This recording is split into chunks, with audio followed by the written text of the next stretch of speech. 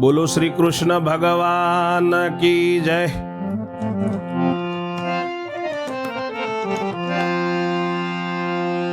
महाकाली मात की जय। महाभारतनी कथा सांभळनार सर्वे श्रोताजनोने भाविक भक्तजनोने मारा शंकरपुरीना ओम नमो नारायण। आप सौ सांभળી રહ્યા છો મહાભારતનો આદ પર્વ અને તેમાં હવે સાંભળી રહ્યા છીએ આપણે મત્સ્યવેદન। 100મા કડવામાં તમે સાંભળ્યું કે નારદજી આયા છે અને રાજા દ્રુપદને કહ્યું છે કે તારી દીકરીના દર્શન કરવાની ઈચ્છા છે, ત્યાં સુધી આપણે આયા છે કે તારી દીકરી જગદંબા છે, મારે દર્શન કરવા છે। હવે 101મો કડવો આજે સાંભળીએ। વૈષમ પાય એણી પેર બોલ્યા સુણ જન્મે જયરાય, વિસ્તારી તુજને સંભળાવું મત્સ્યવેદનો મહિમાય। સાંભળી દ્રુપદ રાજા બોલ્યો આ શું બોલ્યા વચન, તમે સાક્ષાત ઈશ્વર છો ને તમારે શેના દર્શન।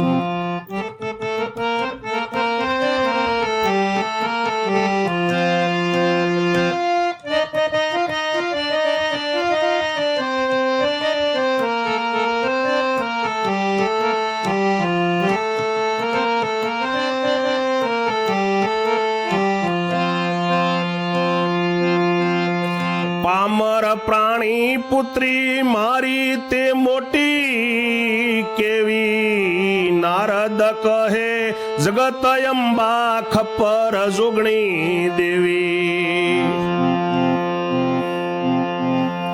પામર પ્રાણી પુત્રી મારીને તે મોટી કેવી દેવી, નારદ કહે જગત અંબા ને ખપ્પર જોગણી દેવી। ઋષિ વૈશંપાય બોલ્યા છે કે જન્મેજય રાજા સાંભળ, તને આ મત્સ્યવેદનનો મહિમા સંભળાવું છું। નારદજીના વચન સાંભળીને દ્રુપદ રાજા બોલ્યા છે કે હે નારદ ઋષિ, તમે આ શું બોલો છો? તમે સાક્ષાત ઈશ્વર છો, તમારે મારી દીકરીના શાના દર્શન? એવું શું છે એમાં? મારી પુત્રી પામર પ્રાણી, આ ધરતી લોકની પ્રાણી પુત્રી છે, એ કેવી મોટી જગદંબા જેવી થોડી હોય? નારદજી કહે છે કે જગતની અંબા છે, એ ખપ્પર જોગણી દેવી જેવી ને જેવી એ છે। તવ રાજાએ કન્યા તેડાવી નારદ લાગ્યા પાય, પછી અંતર ધ્યાન થયા કન્યા થઈ વિદાય। રાજાએ કન્યાને તેડાવી છે, નારદજી પાય લાગ્યા છે કન્યાને દ્રૌપદીને, પછી અંતર ધ્યાન થયા છે।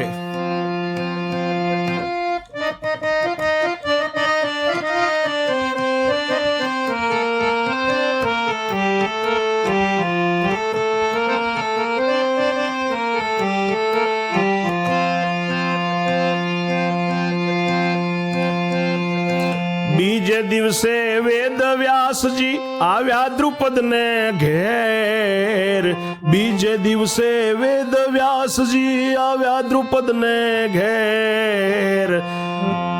દ્રુપદ રાજા શરણે લાગ્યો ને મુझ પર કીધી મહેર, દ્રુપદ રાજા ચરણે લાગ્યો મુझ પર કીધી મહેર।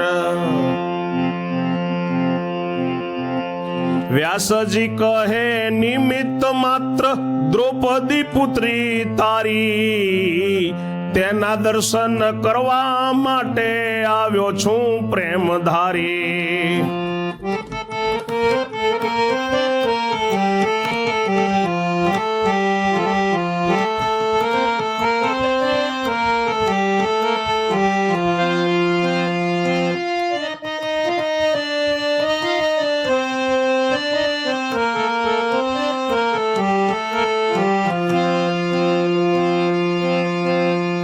દ્રુપદ કહે પામર પ્રાણી ને તેના સાદર્શન, વ્યાસજી કહે રખે તું બોલે હવેથી એવું વચન। જો પુત્રી ભાવ ગણી સયને તો ખપ્પરમાં ભરાયો, જો પુત્રી ભાવ ગણી સયને તો ખપ્પરમાં ભરાયો, જગત અંબા જાણજે ને આજથી થાજે ડાયો.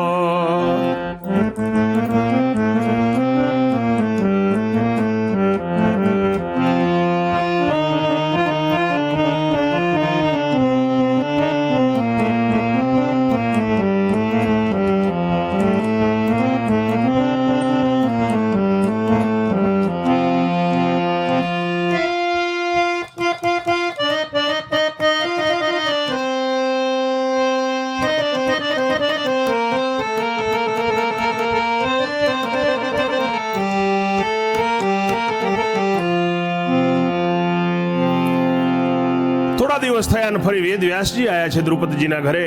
દ્રુપદ રાજા એમને પગે લાગ્યા કે મહારાજ મારા ઉપર ભલે તમે મહેર કરી, ભલે પધાર્યા એમ કહીને આસન આપ્યું. વ્યાસજી કહે છે કે નિમિત્ત માત્ર છે તારી પુત્રી દીકરી તારા માટે, તેના દર્શન કરવા માટે હું આવ્યો છું પ્રેમ ધરીને.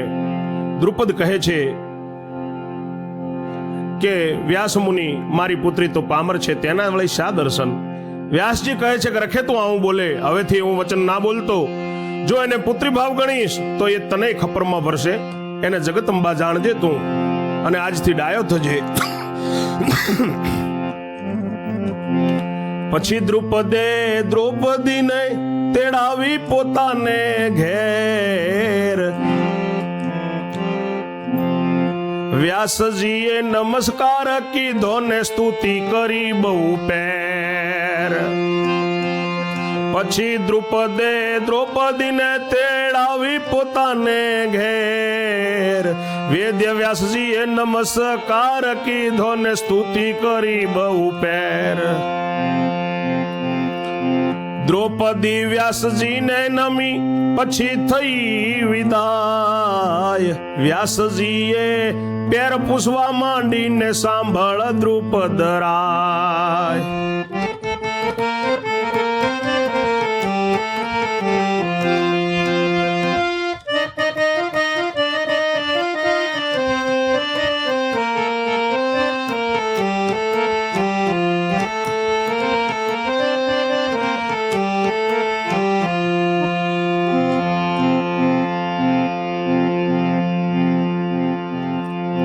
આ કન્યાને પરણાવવાનો ક્યાં તે કર્યો વિચાર. દ્રુપદ કહે કઈ નથી કીધો ને વિચારમાં છું સાર.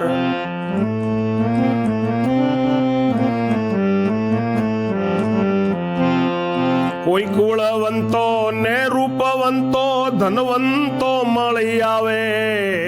કોઈ કુળવંતો ને રૂપવંતો ધનવંતો મળી આવે. તેવાની સાથે પરણાવું કહો તમને કેમ ફાવે.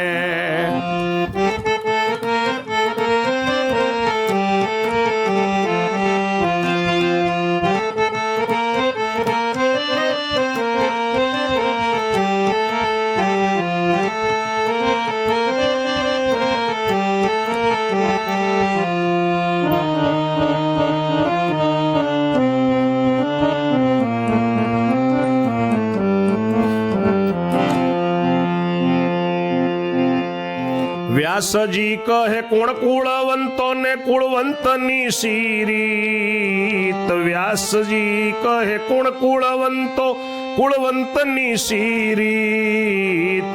દ્રુપદ કહે તે નવ જાણું છું આંધળો ભીત.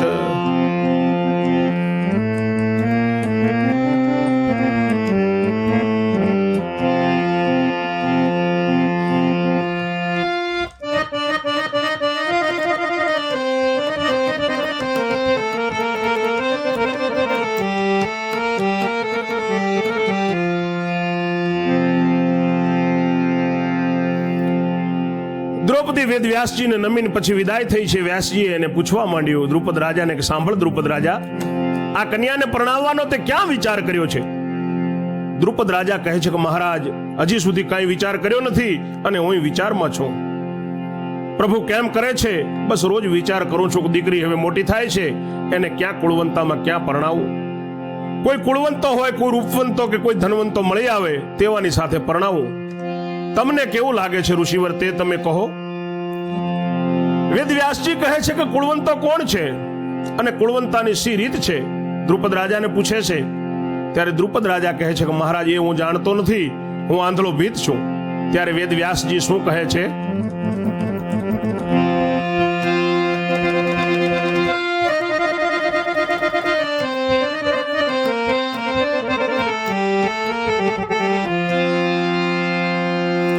વ્યાસજી કહે વિદ્યા હોય, હોય વિવેક ને વિચાર. વ્યાસજી કહે વિદ્યા હોય, હોય વિવેક ને વિચાર. દીનતા હોય, દયા હોય, ઉત્તમ મુખ ઉચ્ચાર. દીનતા હોય, દયા હોય ને ઉત્તમ મુખ ઉચ્ચાર. શીતળતા, સંતોષ, સહન શક્તિ ને દ્વેષ બુદ્ધિ નહીં જેને.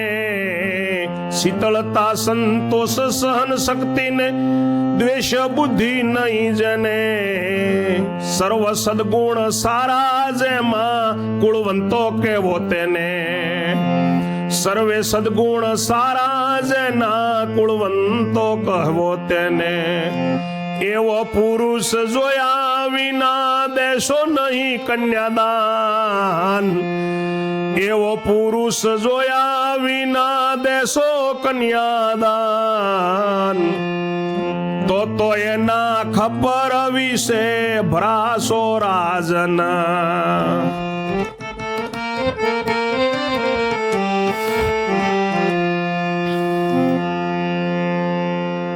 વ્યાસજી કહે છે કે જે પુરુષમાં વિદ્યા હોય, ભણતર હોય અને વિવેક હોય, વિચાર હોય,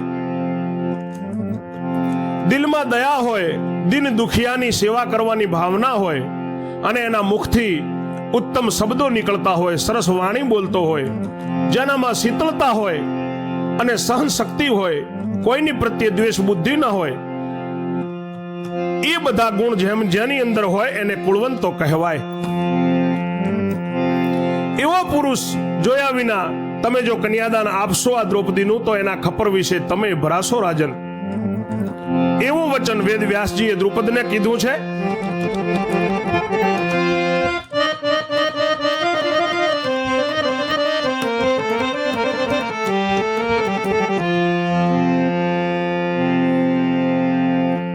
એવા વચન સાંભળીને રાયને પડ્યો વહેમ. એવા વચન સાંભળીને રાજાને પડ્યો વહેમ. મહારાજા ઉપાય બતાવો, કરું તમે કહો તેમ.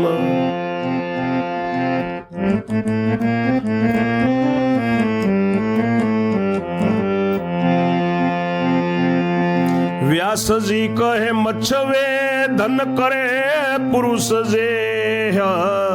તેને કુળવંત જાણજે તું કન્યાને લાયક તે. દ્રુપદ કહે મચ્છવે ધન તે કેમ કરવું કામ. વ્યાસજી કહે વિશ્વકર્મા તેડાવતારે ઠામ.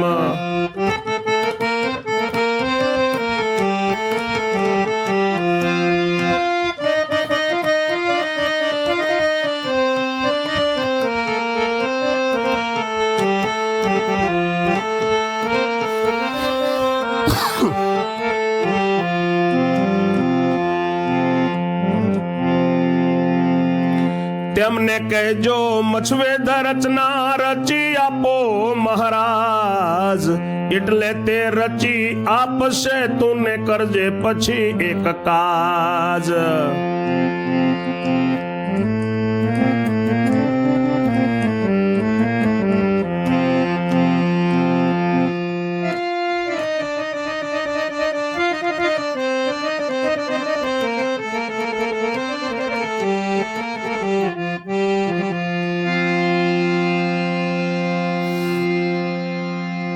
એવા વચન સાંભળ્યા, એવી વાણી સુણી એટલે રાજા દ્રુપદ એમને પગે પડ્યો છે. મહારાજ ઉપાય બતાવો. એમ કે છે દ્રુપદ રાજા. ત્યારે વ્યાસજી કહે છે કે મત્સ્યવેદન જે પુરુષ કરે તેને તું કુળવંતો જાણજે, અને તે કન્યાને તેને તું કન્યા પરણાવજે, એને લાયક ગણજે. દ્રુપદ રાજા કહે છે કે મત્સ્યવેદન એ કેવી રીતે કરવાનું ઋષિવર? ત્યારે વેદ વ્યાસજી કહે છે કે વિશ્વકર્માને બોલાવ તારા ઉતારે તારા ઘરે, અને તેમને કહેજો કે મત્સ્યવેદનની રચના કરવી છે એટલે રચી આપો મહારાજ. એટલે એ તને રચી આપશે. એના પછી તો એક કામ કરજે, દેશ દેશાંતર પત્ર લખીને તેડાવજે સૌરાય. દેશ દેશાંતર પત્ર લખીને તેડાવજે સૌરાય. ઋષિ લોકોને જાદવ લોકો તેડાવવા સભામાં. ઉત્તર પૂર્વ દક્ષિણ દિશા બિરાજે સૌરાય. પશ્ચિમ દિશામાં મહેલ હશે ત્યાં બેસશે કન્યા.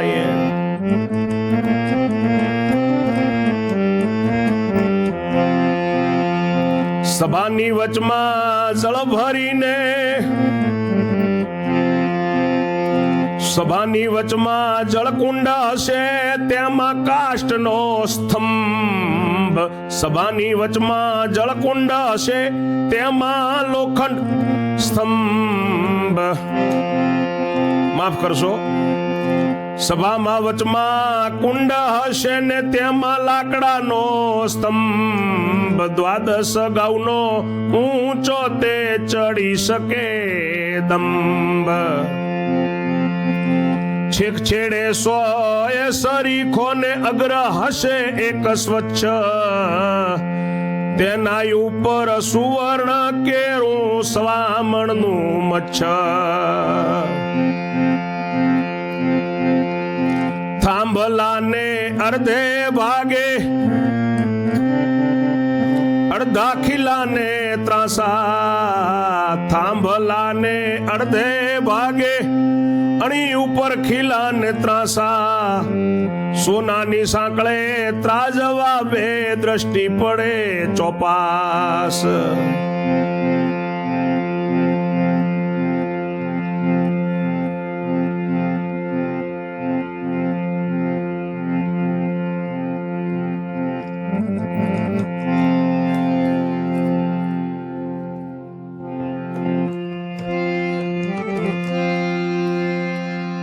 તેમને તમે કહેજો કે મત્સ્યવેદનની રચના કરવી છે, રચી આપો મહારાજ. એટલે રચી આપશે. અને તું કહેજે, પછી એક કામ કરજે કે દેશ દેશાંતર પત્ર લખીને તું બધા રાજાઓને તેડાવજે, ઋષિ લોકોને બોલાવજે, યાદવોને બોલાવજે, અને એમને તેડાવીને સભામાં બેસાડજે.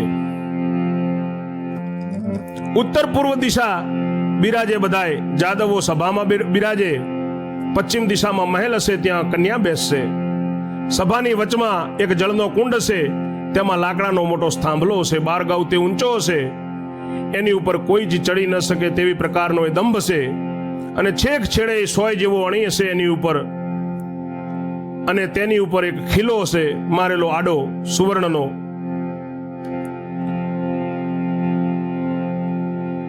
આડો ને ત્રાસો, એની ઉપર સવામણ સોનાનો માછલો છે. થાંભલાના અડધા ભાગે ઉપર ચડીએ ત્યાં વચમાં ખીલો હશે ત્રાસો. એને સોનાની સાંકળે 2 ત્રાજવા બાંધેલા હશે, અને ચારે કોર દ્રષ્ટિ પડે. જળ કુંડાળે એકદમ સીધું જોવાય એના માટે ત્યાં એક પાટિયું મૂકી દેવામાં આવશે.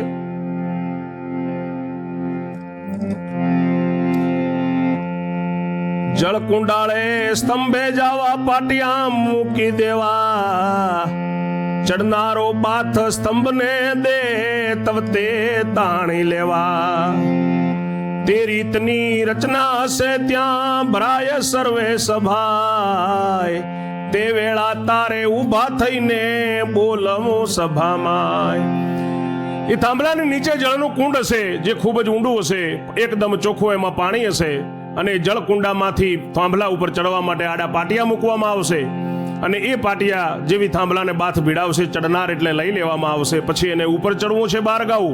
12 ગાઉ ઉપર ચડીને વચ્ચે જે ખીલા ઉપર ત્રાજવા લટકે છે, બંને ત્રાજવામાં એક એક પગ મૂકી અને ઉપર જે માછલું છે સવામણનું જે ફરતું રહેશે સ્તંભની અણી ઉપર આડા ત્રાસા ખીલાથી, એને જળમાં જોઈને કેવી રીતે વેદ કરવાનો એ બોલે છે.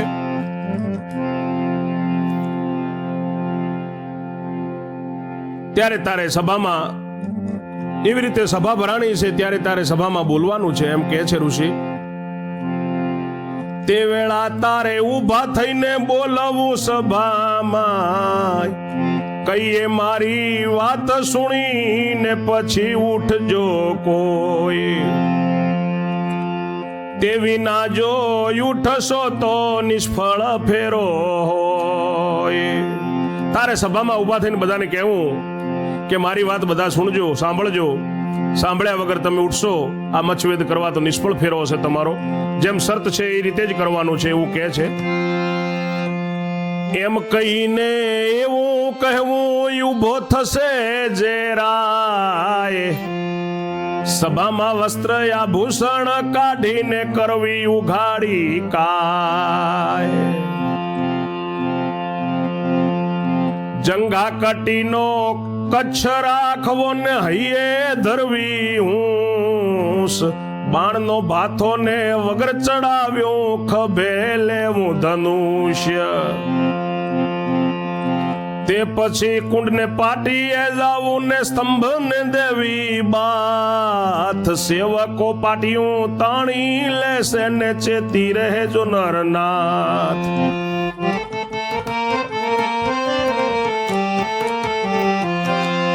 વૈશંપાય સમજાવે છે દ્રુપદને કે એવી રીતે ત્યારે તું વિશ્વકર્માને કહેશે સભા રચશે ને એમ સભા ભરાય ત્યારે તું એવી રીતે કહેજે કે તારે સભાની અંદર ઉભા થઈને એવું કહેવાનું કે જે રાજા ઉઠે ને એના વસ્ત્ર આભૂષણ બધા નીકાળી એની ઉઘાડી કાયા કરી અને કેડ સુધી જંગા ઢકાય એટલો રૂમાલ બાંધવો, કચ્છ ઢાંકવો, હૈયે હોંશ ધરી બાણનો બાથો અને વગર ચડાવ્યું ખભે ધનુષ્ય લેવાનું છે. તે પછી કુંડને પાટીએ જવાનું છે અને સ્તંભને બાથ પીડાવવાની છે. સેવકો પાટીઓ તાણી લેશે એટલે ચેતીને રહેજો નરનાથ.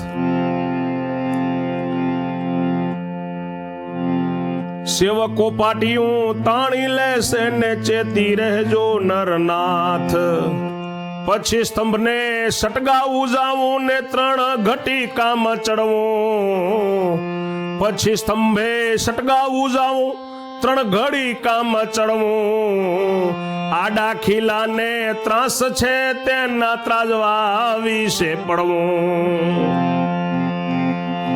2 ચરણ 2 ત્રાજવામાં મૂકીને થાવું તૈયાર, ખાંધેથી ધનુષ્ય લઈને ત્યાં કરવો ટંકાર.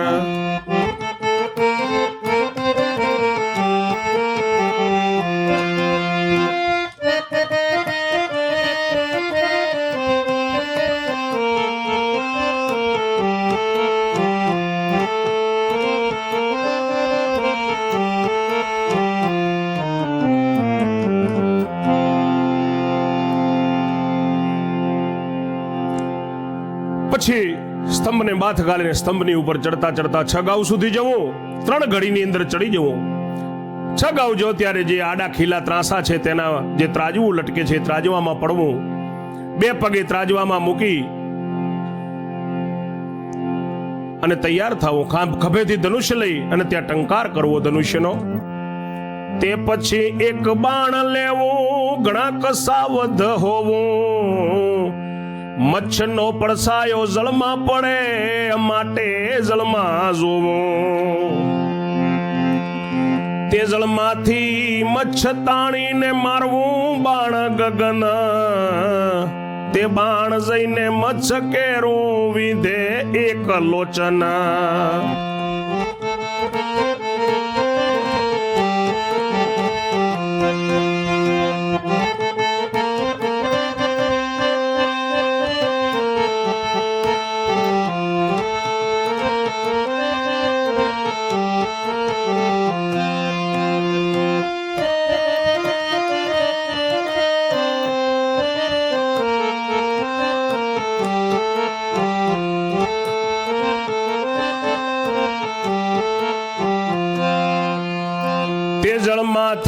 મચ્છ તાકી મારવું બાણ ગગન, તે જળમાંથી માછલી તાકીને મારવું બાણ ગગન, તે બાણ જઈને મચ્છ કેરું વિંધે કલોચન, તેનું તે બાણ પૂંછ વિધે ને પરાક્રમ કરે, તેનું તે બાણ પૂંછ વિધિ પરાક્રમ કરે પળમાં, તેનું તે બાણ મચ્છ ઉપાડીને નાખે કુંડના જળમાં.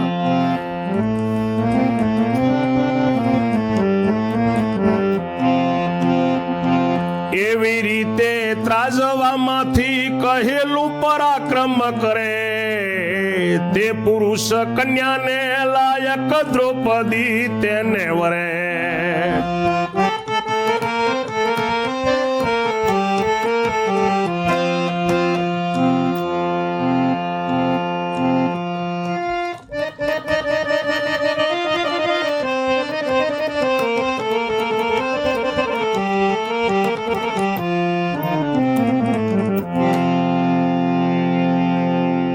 ટંકાર કરીને તે પછી એક બાણ લેવું, ઘણા સાવધાન થઈ જવું. મચ્છનો પડછાયો જે નીચે કુંડમાં જળમાં પડે છે માટે જળમાં જોવાનું, અને જળમાંથી માછલીને તાકીને બાણ મારવું ગગનમાં. તે બાણ જઈને માછલીની એક આંખ વિધે, પછી એનું એ બાણ માછલીની પાંખ વિધે પરાક્રમ કરે, અને પાછું માછલીને ઉપાડીને કુંડના જળમાં નાખે. એવી રીતે ત્રાજવામાંથી કહેલું પરાક્રમ જે વાત કરીએ પરાક્રમ કરે, તે પુરુષ કન્યાને લાયક કહેવાય ને એ દ્રૌપદીને વરે. તેમાં જે કોઈ ચડતા પડે અધૂરે કામ, તે જળ કુંડાળા ઉપર બેસે ને જુએ સભા તમામ. એમાં જે કોઈ આવી રીતે ઉભો થાય ને પછી ચડતા જો પડી જાય, અધૂરું કામ થાય, તો એ જળના કુંડાળાની ઉપર એને બેઠો રહે, બધી સભા એને જુએ. એવી રીતે વેદવ્યાસજી વાત કરે છે.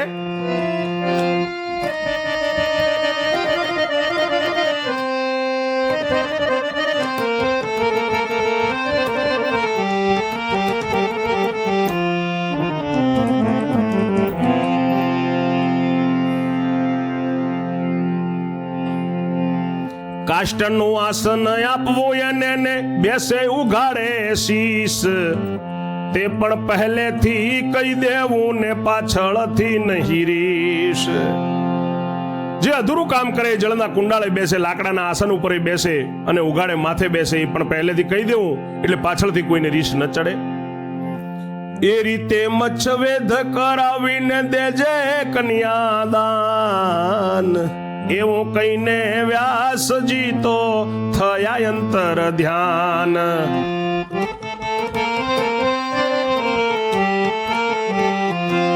આવી બધી વાત કરી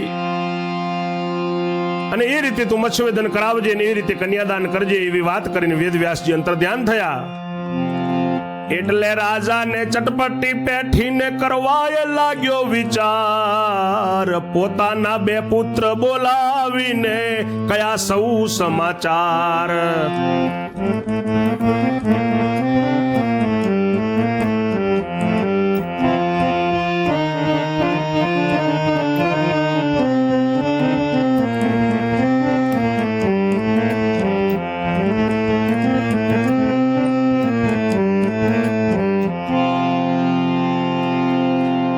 કહો બેટા કેમ કરીશું ને વ્યાસે કયો ખેલ આવો, પુત્રો કહે કરો પિતાજી લેવડાવે પ્રભુ લાવો.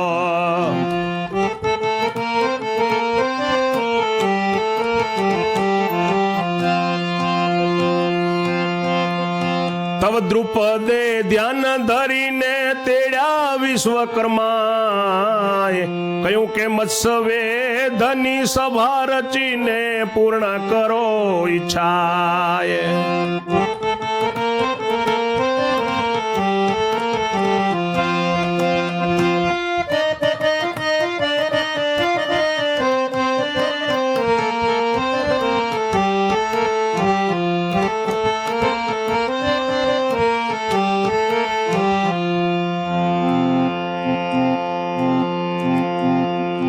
વિશ્વકર્મા કહે નગર બારણે કરી આપો મેદાન. તવ રાજાએ આજ્ઞા દીધી ને સેવક થયા સાવધાન. નગર બારણે વૃક્ષો પાડ્યા કર્યું મેદાન તે દના. પૃથ્વી સાફ લાંબી ને પહોળી કીધી 16 યોજના.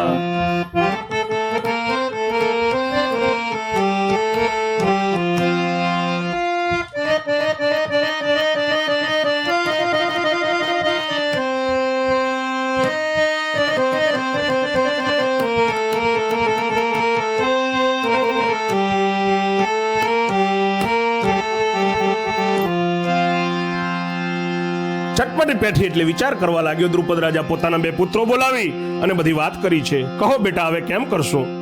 વેદવ્યાસજી આવો ખેલ કયો છે? પુત્રો કહે છે કે પિતાજી, મારો ભગવાન પ્રભુ લાવો લેવડાવશે અને તમે તમારે કરો. ત્યારે દ્રુપદ રાજાએ ધ્યાન ધર્યું અને વિશ્વકર્માને બોલાવ્યા. કહ્યું કે હે પ્રભુ, મત્સ્યવેધનની સભા રચો અને મારી ઈચ્છા પૂરી કરો. વિશ્વકર્મા કહે છે કે નગરની બહાર બારણે મને મેદાન કરી આપો. ત્યારે રાજાએ તરત આજ્ઞા આપી અને દ્રુપદના સેવકો બધા તૈયાર થઈ સાવધાન થઈ નગરની બારે બધા વૃક્ષો ઝાડપાડ જે હતા એ પાડ્યા છે અને મેદાન કર્યું છે. તે દિવસે પૃથ્વી સાફ કરી લાંબી ને પહોળી 16 યોજન લાંબી ને 16 યોજન પહોળું મેદાન કર્યું છે.